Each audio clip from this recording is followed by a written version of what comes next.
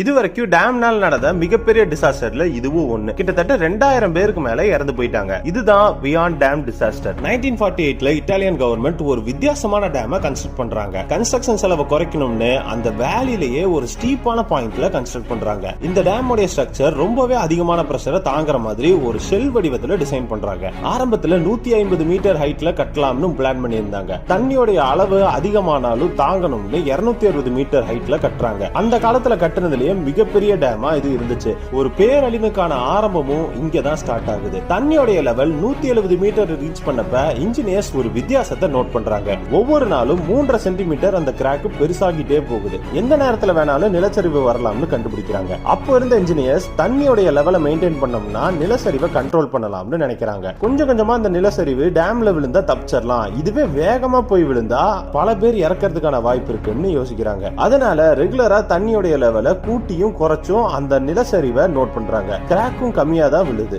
October 9, 1963 அப்போ என்ன ரீசன்னே தெரியாம 20 சென்டிமீட்டருக்கு ஒரு கிராக் விழுகுது. நைட்டு ஒரு 10:30 மணிக்கு அந்த டேம்ல இருக்கிறவங்க நிலச்சரிவை நோட் பண்றாங்க. மக்களுக்கு அலர்ட் பண்ண கூட டைம் இல்லாம வெறும் 45 செகண்ட்லயே 250 மில்லியன் கியூபிக் மீட்டர் இருக்கிற நிலம் 90 கிலோமீட்டர் வேகத்துல அந்த ரிசர்வாயரை தாக்குது. அந்த நிலச்சரிவு ஆப்போசிட்ல இருக்கிற வில்லேஜ ஒரே செகண்ட்லயே மூழ்கடிச்சிருது. அதனால ஏற்பட்ட அலை 260 மீட்டரை எட்டி டேமுக்கு வெளியே இருக்கிற ஒட்டுமொத்த வேலையும் அழிச்சிருது. இந்த நிலச்சரிவினால ரிசர்வாயர் முழுக்க மண்ணு தான் நிரம்பி இருந்துச்சு. ஆனா டேம் இது ரொம்பவே மைனர் டேமேஜ் தான் ஏற்படுத்தி இருக்குது. அதனால இந்த இடத்துல நடந்த அழிவை மக்கள் பாக்குற மாதிரியான ஒரு டூரிஸ்ட் பிளேஸா இதை பயன்படுத்திட்டு இருக்காங்க.